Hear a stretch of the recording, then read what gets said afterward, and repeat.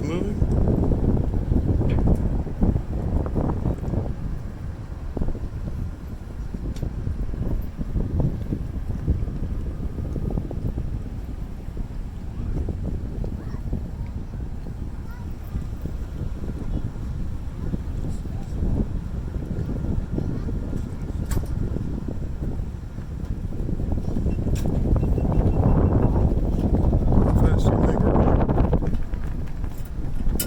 Fast enough? Fast. Good start. Always. Good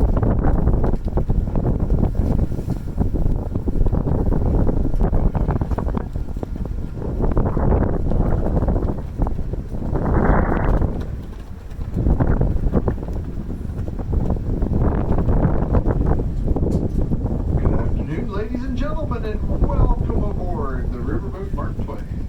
We're presently headed upbound or northbound, and you're on the Mississippi River. And while we're out here today, I'm going to try to point out to you some of the different sites along the waterfront of Hannibal.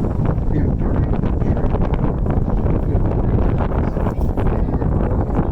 down on the main deck in the concession area. We have Jody there to serve you today. Also on main deck, you'll find Madison. Then our deck crew today, we have Jordan, we have Ben. I'm Captain Steve, and I'll be in the pilot house. If you have a question about Hannibal or Mark Twain or riverboats or anything else, you can ask one of us, and we'll be sure to make up a real good answer for you. Let's start off by looking to our left on top of that hill. You see that small white lighthouse that stands there? This lighthouse is not an official aid to navigation. It's tribute to Hannibal's most famous citizen, Mark Twain. The original lighthouse was erected in 1935 on the 100th anniversary of Mark Twain's birth. Used to be a lady who lived atop this hill by the name of Hannibal. Her husband was a steamboat pilot, so she kept a light burning in the window at night for the steamboats as they plied the river. Her husband was killed in a steamboat accident. Mark Twain wrote the adventures of Tom Sawyer and the adventures of Huckleberry Finn. He referred to her as the Wit Douglas. And directly to our left, this old concrete structure next to the water's edge and across the track is another concrete structure. These foundations, along with a handful of foundations, are all that remain of the store's ice and coal company. They used to harvest ice on the river. They would come out on the ice with teams of horses. They'd saw out huge blocks of ice. Then it was towed back into these buildings where it was stored in straw and sawdust and preserved for the warmer summer months ahead, at which time it was sold to the railroads, the riverboats, and the very wealthy in town who could afford this luxury. With the invention of modern refrigeration, there was no longer a need for river ice. So many ice houses like this up and down the river went completely out of business. This particular family went into the appliance business, and they sold GE appliances in the Hannibal area until about 1980. On up ahead of us, we have two bridges. The first one is the Mark Twain Memorial Highway Bridge. It's a 4-lane structure that connects Interstate 72 in Illinois to Highway 30.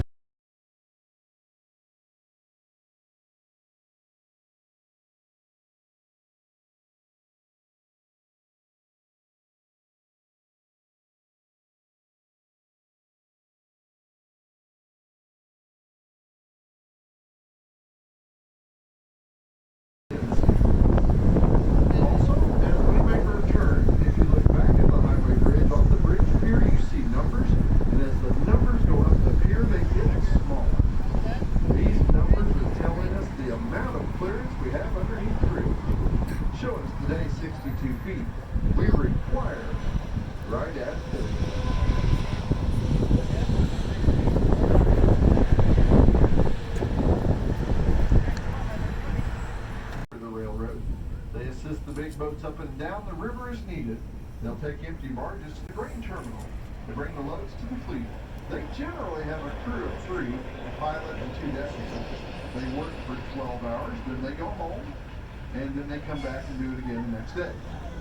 The Sir Randall has 800 horsepower, can easily push 3 loaded barges at one time, but most generally they only move 1 at a time. You can also see a lot of activity going on the river today, and our riverfront's not very pretty right now. You're looking at Riverfront Renovation 2019. The last time they did any renovation down here was actually around 1958. When they get done with this project, you will see a new marina, a new park, new docking spaces for us, for the towboats, and for the visiting boats that come to Hannibal during the summer months. This hole you see over to our right that has the track hoe working in it, that's where we used to dock this boat. They're in the process of filling it in right now. They anticipate needing at least 85,000 tons of rock to fill this hole. Actually, I think they admitted the other day that they're thinking now it's probably closer to 100,000.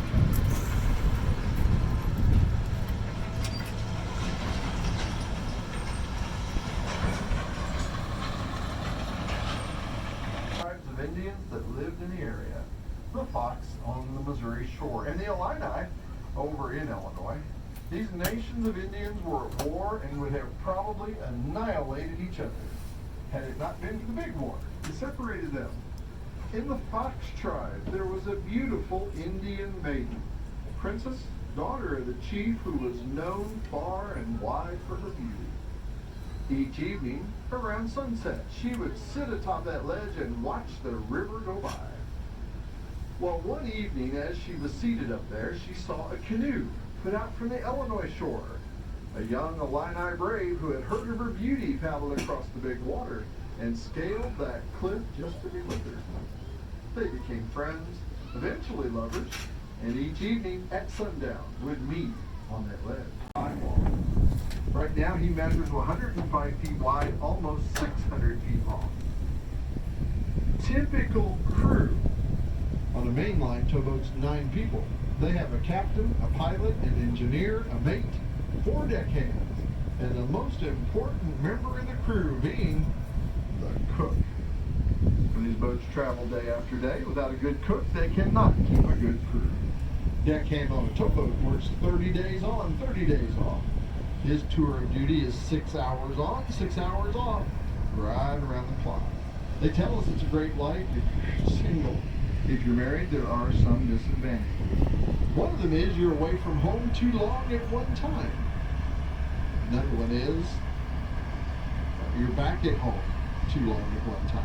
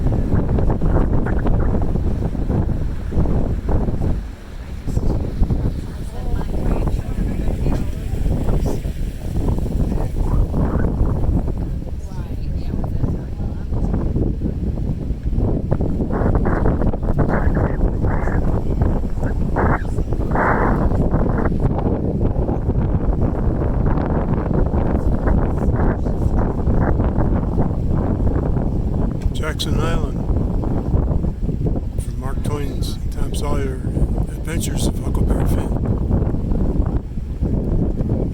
It's where Huck first met Jim, the escaped slave. They started to become friends.